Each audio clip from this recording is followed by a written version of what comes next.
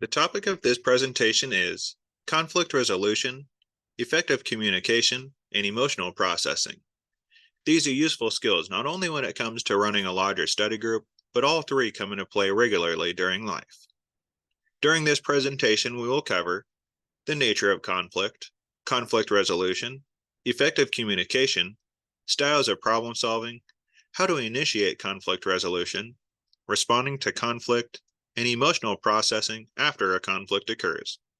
Please join me to discuss these topics. But to begin, as a lodge leader or leader of a study group, you are the person responsible for setting the tone of the lodge.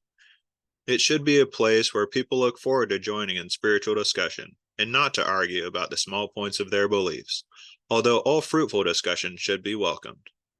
You are in a community of seekers, and a lodge is like a family. Be the kind of leader that you would like to see in the world.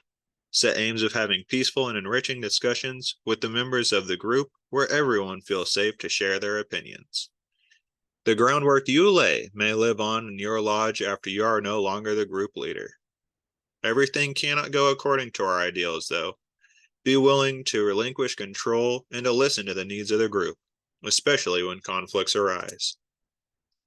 Conflict is a natural part of life, and although uncomfortable, conflict can help people to grow and thrive. Conflict and overcoming conflicts can help you to become a better group leader.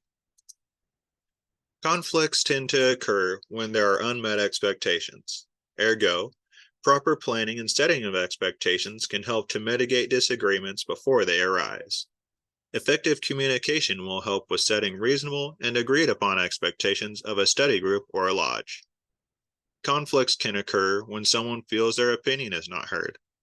It is nearly impossible to please everyone in a group, and so with this realization in mind, we must approach conflicts with a mindset of mutual compromise for the mutual good of the order. Commonly, one person will need to acquiesce to the other. Say that a lodge is holding an election, and there are 5 candidates and only 3 spots to fill. It will not be fun for the 2 who don't get elected. They might feel uncomfortable, jealous, or even spiteful. They might sit at meetings with resentment in their hearts. One solution might be to have deputy positions, so that more members have a fulfilling role in the lodge. It makes the elected person's job easier and lets the others have something to do and feel they are doing something worthwhile. Sometimes just the recognition of a problem will go a long way. Successful conflict resolution can be learned. There are standard models of conflict resolution, and we will go through a standard model later in this presentation.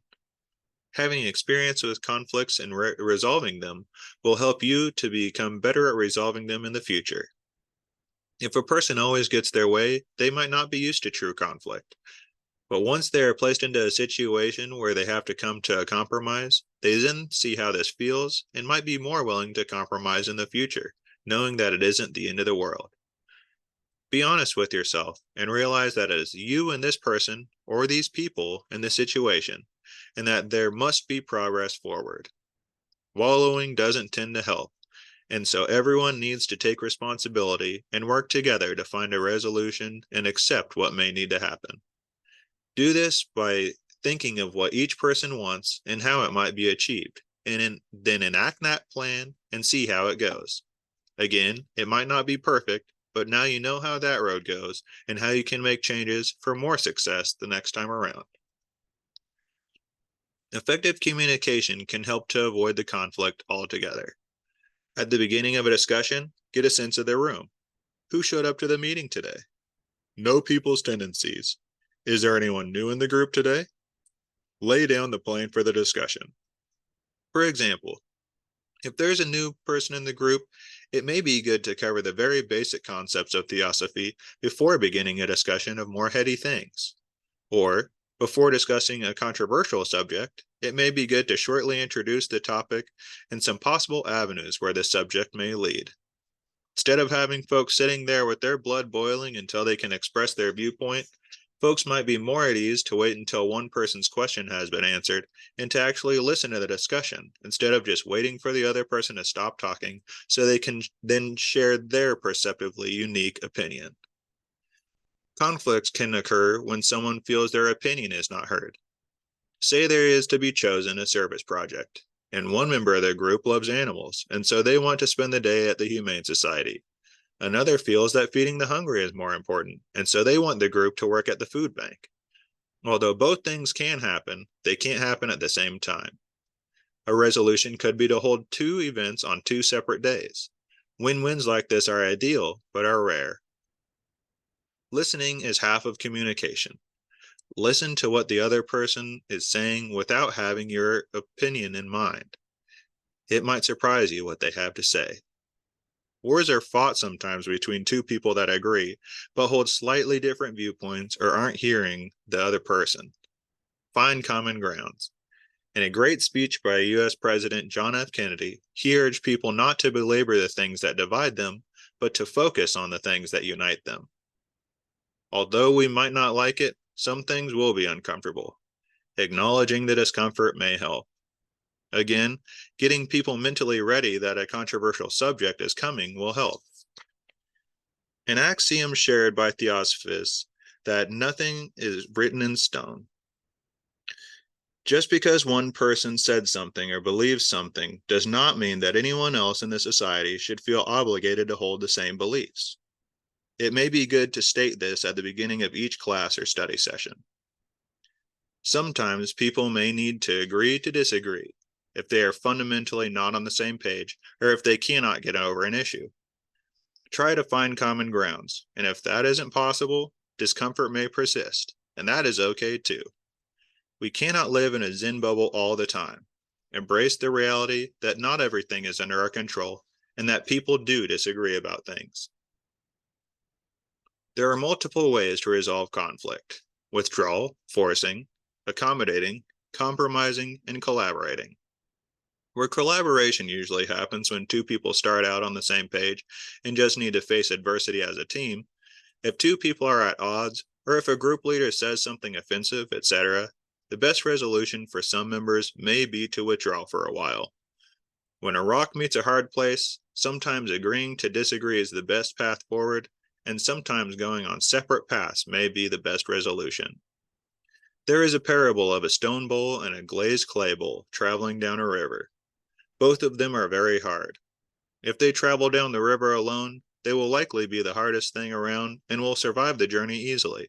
But if they are to be next to each other on the journey, they might both be chipped or break along the way. In the sense of a study group or lodge, some people might be uncomfortable and might need to leave the group for a while, but hopefully they might come back in due time.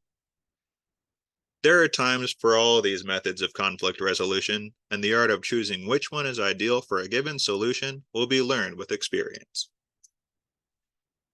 This is a classical method of conflict resolution. What is the problem? Define it, and determine who will take part in the resolution. What action or thought is causing the conflict, and how does this make others feel? Don't think of who is going to win, but just try to determine what is it that everyone seems to want. Express ways to overcome the problem. Think it through, either by yourself or by role-playing with another person, and play through these ways of overcoming the problem to see if there might be any alternatives. Then go to the other person with your request. Please have in mind that sometimes not saying something is a perfectly fine method to avoid conflict, if stating something might only arouse anger or defensiveness in an individual, and if pursuit of the conflict resolution is not worthwhile. The role-playing scenario will hopefully tease out these occurrences. There are ways that the adversary will respond to the conflict being brought up. They might disengage. Sometimes folks need time to come to terms that there is a problem and that they are the one that will need to resolve it. One might respond empathetically with genuine interest or concern. Paraphrasing one's understanding of the problem may be helpful, and if there is unclarity, the person might ask questions so that they understand the nuance of the conflict. Hopefully, some common ground might be found where the members engaged in the conflict might begin to agree with each other and begin to understand the other person's point of view. Finally, if the initial suggestion of resolution fails to quell the argument, asking the initiator to suggest alternative solutions may be necessary. If this fails, finding a mediator may be in order. Now the conflict is over, but some feathers were ruffled. Acknowledge the issue.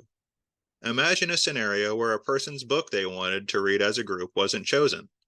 As a consolation, maybe offer for their book to be in the running the next time a book is being chosen, or that another book on the same subject will be covered. Hopefully, this will help them to accept the situation and to enjoy the current book's discussion in the meantime. Odds are that you will run into similar issues in the future. There are archetypes of people, and so remembering how a group got past a similar situation will come in handy. As a group leader, it will be good to keep a captain's log to record what occurred during each meeting and make it a point to know any conflicts and their resolutions. See the pitfalls.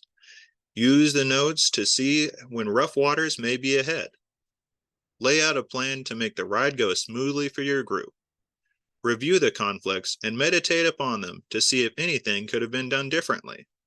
Work together towards an ideal running of your group, but know that more conflicts will occur. But now that you have these tools, you'll be able to overcome them more swiftly. They say that nothing good comes easy. Embrace the struggle and know that successful conflict resolution feels good. Thank you for your time.